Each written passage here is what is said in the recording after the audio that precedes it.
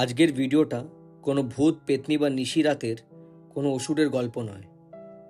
আজ কথা বলবো তাদের ব্যাপারে যারা আমাদের মাঝখানে মানুষের ভেসে থেকে সেই অসুর আর জানোয়াররা, যারা দশকের পর দশক এই বাংলার বুকে দাপিয়ে বেরিয়েছে, যারা শাসনের নামে রক্ত দিয়ে হোলি খেলেছে, যারা জনগণের বিশ্বাসকে নির্মমভাবে হত্যা করেছে।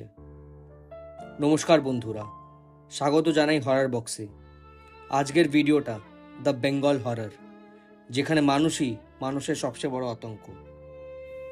ইতিহাসের পাতা উল্টোলেই প্রথমেই আসে 17 মার্চ 1970 সেনবাড়ি হত্যাকাণ্ড। বর্ধমানের বুকে সিপিএমের লোকেরা নবকুমার ও মলয় সেনকে তাদের মায়ের সামনে নির্মমভাবে খুন করে। সবচেয়ে পৈশাচিক কাণ্ড ছিল তাদের রক্ত দিয়ে ভাত মেখে তাদের মাকে খাওয়ানো হয়েছিল। তারপর এলো জানুয়ারি 1979 মারিঝাপি ম্যাসেকার। বাংলাদেশের থেকে আসা শরণার্থীরা সুন্দরবনের মারিঝাপি দ্বীপে নতুন জীবন গড়তে চেষ্টা করছিল, কিন্তু জ্যোতি বসুর সরকার তাদের ওপর ইকোনমিক ব্লকেট চালায়। খাবার, জল, ওষুধ বন্ধ করে হাজার হাজার মানুষকে গুলি করে বা জলে ডুবিয়ে হত্যা করা হয়। 30 এপ্রিল 1982 বিজন সেতু। দিনের আলোয় সিপিএমের গুন্ডারা কলকাতার বুকে 16 জন আনন্দমার্গ সন্ন্যাসীর এক সন্ন্যাসীকে লিঞ্চ করে আর তারপর জ্যান্ত পুড়িয়ে মেরে দেয়। 30 মে 1990 বানতলা। দিনটা ছিল অন্য দিনের মতনই সাধারণ। কলকাতার থেকে 3 জন মহিলা অফিসার, অনিতা দেওয়ান, উমা ঘোষ আর রানু ঘোষ, তাদের সরকারি কাজ শেষ করে ফিরে আসছিলেন। তারা হেলথ ডিপার্টমেন্টে অফিসার ছিলেন। গ্রামে গ্রামে গিয়ে ভ্যাকসিনেশন আর হেলথ অ্যাওয়ারনেসের কাজ করতেন। সেই দিনও তারা ডিউটি শেষ করে অফিসিয়াল গাড়িতে করে কলকাতার দিকে ফিরে আসছিলেন।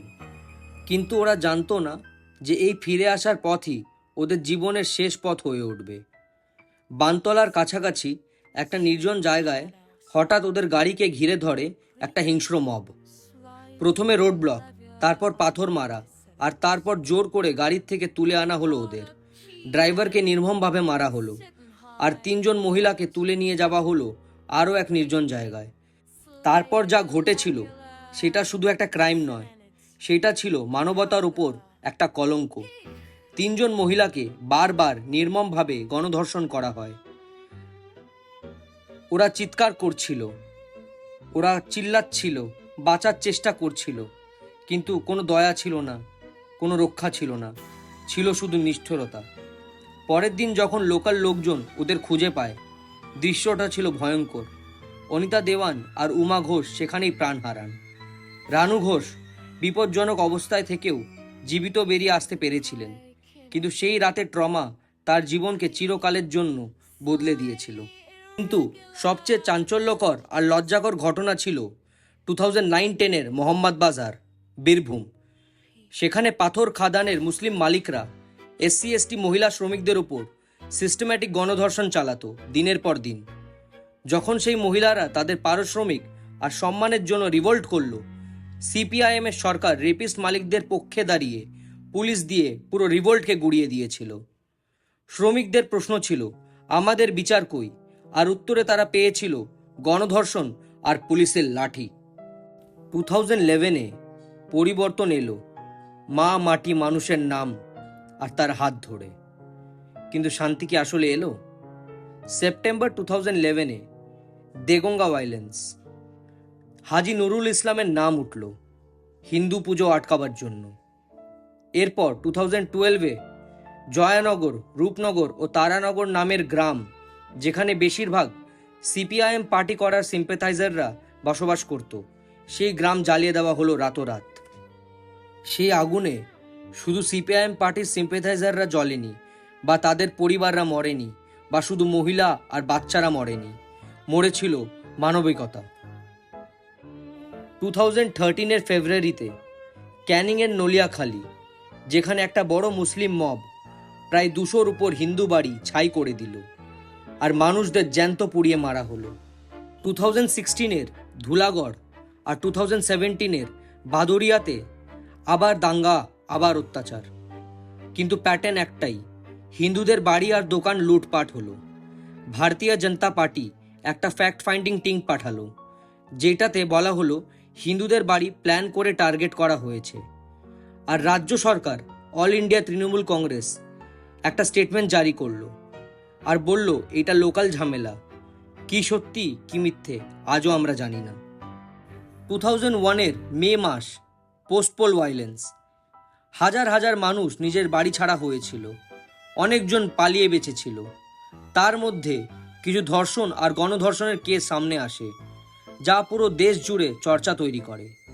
কিছু মহিলা কমপ্লেন করে যে তাদের উপর হামলা হয়েছিল, তাদেরকে টার্গেট করা হয়েছিল তাদের পরিবারের রাজনৈতিক পরিচয়ের জন্য।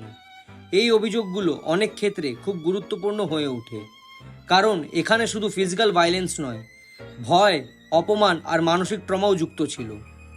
এনএচআরসির রিপোর্ট বলতে বাধ্য হয়েছিল, এখানে ল অফ দ্য রুল চলে, রুল অফ দ্য ল নয়।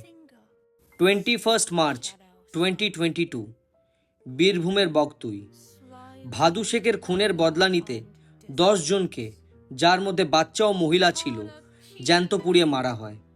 সন্দেশখালি 2024, এর ব্যাপারে তো আমরা সবাই জানি, যেখানে শেখ শাহজাহান, শিবু ও উত্তমের নেতৃত্বে মহিলাদের টিএমসি পার্টি অফিসে ডেকে নিয়ে গিয়ে নির্মমভাবে গণধর্ষণ চালানো হয় বছর পর বছর। যখন এই গণধর্ষণের কেস সামনে আসে, তখন রাজ্য সরকার বলে যে এইসব propaganda. 9 August 2024, RG Kar medical hospital. সেই ডাক্তার মেয়েটির ঘটনা, যেখানে এভিডেন্স ট্যাম্পারিংয়ের বড় অভিযোগ সামনে আসে। এরপর আসে সিন্ডিকেট রাজের, যার ব্যাপারে লোকেরা জানতে পারে। এই সিন্ডিকেট রাজ বাংলাকে যে কোথায় নিয়ে গেছে সেটা আজও আমরা ভুলিনি। আর শেষে 2025-এর মুর্শিদাবাদ ভায়োলেন্স। শামশেরগঞ্জের জাফরাবাদ এলাকায় যেই ঘটনা ঘটেছিল সেটা আজও মানুষের হৃদয় কাঁপিয়ে দেয়।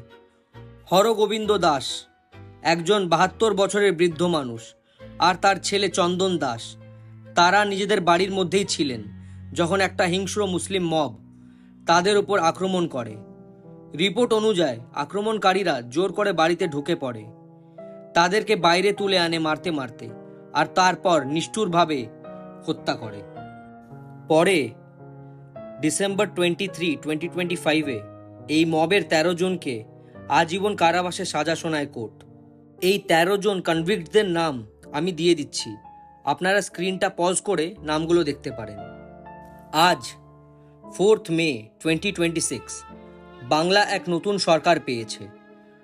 207টি আসন নিয়ে বিজেপির এই প্রবল জয় কি আসলেই এই জানোয়ারদের শেষ করতে পারবে? তাদের সংকল্পপত্রতে বড় বড় প্রতিশ্রুতি দেওয়া হয়েছে।